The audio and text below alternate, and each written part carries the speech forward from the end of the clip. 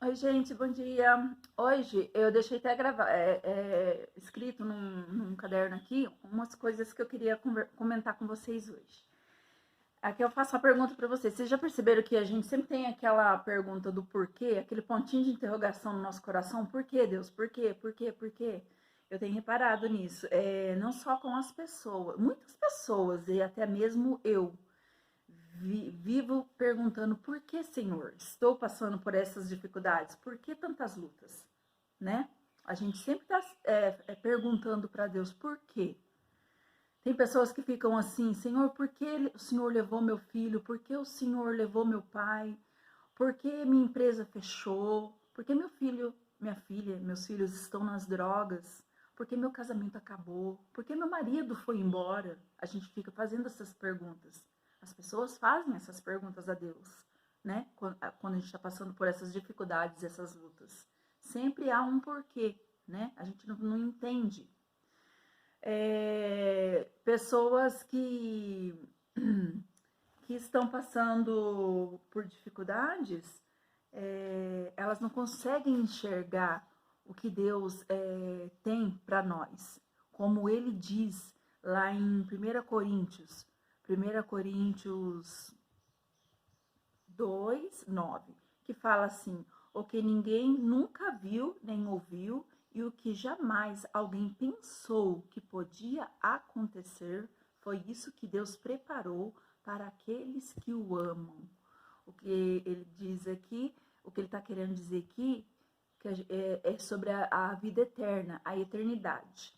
Então, eu vou dar um exemplo, que a gente nasce e viva 150 anos, é claro que é só um exemplo, 150 anos. Então, a gente tá vivendo só nesse mundinho, né, daqui da Terra. A gente não tá entendendo esse plano aqui que o Senhor tem preparado para nós, os que confiam nele, os que amam ele, né? Os crentes da Bíblia, eles não, vê se eles ficavam se perguntando, eles poderiam viver 150 anos, ter vivido 150 anos ou até mais, esse povo da Bíblia, né? Mas vê se eles ficavam se perguntando, questionando Deus o porquê, porque eles eram pregadores da palavra de Deus. Pedro, Paulo, João foi decapitado e colocado a cabeça dele numa bandeja de prata, né? E eles eram pregadores da palavra de Deus. Eu creio que eles não ficaram se perguntando o porquê. O porquê, Deus, o Senhor permitiu. A gente está falando da sua palavra, a gente está pregando a palavra de Deus. Paulo e Silas na prisão. Vê se eles falaram, Senhor, por que o Senhor está permitindo a gente estar preso aqui? Por que o Senhor permitiu a gente sofrer açoites, chicoteadas? Estamos pregando a palavra. Eles não questionaram a Deus. Ao contrário, eles oravam e louvavam o Senhor em meio às tribulações da vida deles, das dificuldades que eles passaram aqui na Bíblia, todos eles. Todos eles sofreram perseguições. E as nossas não é nem comparada. Não se compara nem um pouquinho, não se iguala nem um pouquinho com as perseguições e sofrimentos que eles tiveram, né? Aqui. E eles não questionaram, eles passaram por tudo, dando glória a Deus. E nós aqui na Terra fica vivendo nesse mundinho nosso, né? Aqui na Terra, em torno dos nossos 150 anos, dando um exemplo, e porque nós ainda não entendemos o que o Senhor fala aqui sobre a eternidade. Quando a gente afirmar o nosso coração na eternidade do Senhor, a gente vai parar de ficar questionando, perguntando, sofrendo tanto, perguntando tanto por quê, né? E vai procurar mais agradecer ao Senhor, né? É, pelas coisas boas, tanto do que as coisas ruins que acontecem na nossa vida, porque aí o nosso coração não vai estar mais aqui no nosso, nessa terra, em volta, em torno desses nossos 150 anos, mas sim na eternidade. A gente pode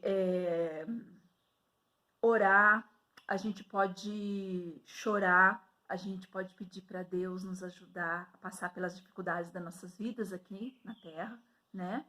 Mas a gente pode falar para ele assim, porque Jesus, quando ele foi para a cruz, antes dele ir para a cruz, lá no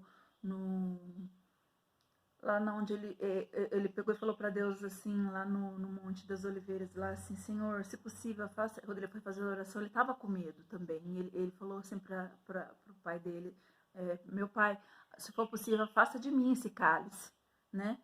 Mas ele sabia que iria ter que passar por tudo aquilo. Ele falou, mas se não for possível que eu passe, que o Senhor passe comigo, né? Ele passou por tudo que ele teve que passar, mas depois ele ganhou, ele sentou à direita de Deus Pai, ele está lá na eternidade. E assim é com nós também. A gente pode chorar, orar, pedir ao Senhor, a gente pode pedir para ele também afastar de nós essas coisas ruins que acontecem, se ele quiser, né? Se ele não quiser que ele nos ajude, que ele passe com a gente, que ele nos ajude a passar pelas provações, as lutas das nossas vidas aqui na Terra, até a gente ir para a eternidade, né?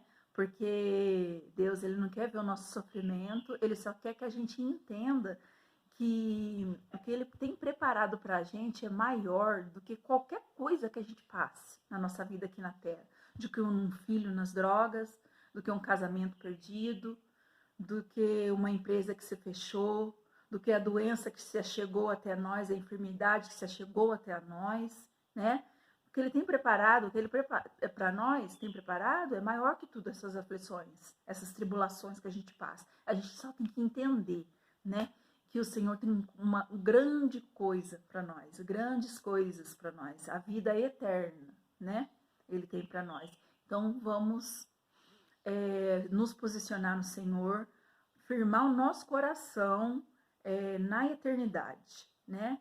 Porque o Senhor, ele tem grandes coisas para nós. Nos espera. Grandes coisas nos esperam. As coisas vêm vindo assim na minha cabeça aos pouquinhos, assim, aí vou soltando. E a vontade do Senhor para nossas vidas, ela é boa e perfeita. Boa, perfeita e agradável, né? É isso que eu queria deixar para vocês hoje, gente. Que vocês possam refletir nessa palavra de hoje. Se coloca o coraçãozinho de cada um de vocês na eternidade. Porque daí fica mais fácil a caminhada nossa com Deus aqui na Terra. Passando pelas lutas ou não passando. Vivendo as bênçãos ou as aflições, mas com o Senhor, né, dentro do nosso barco. Tchau, tchau e até amanhã, assim Deus permitindo.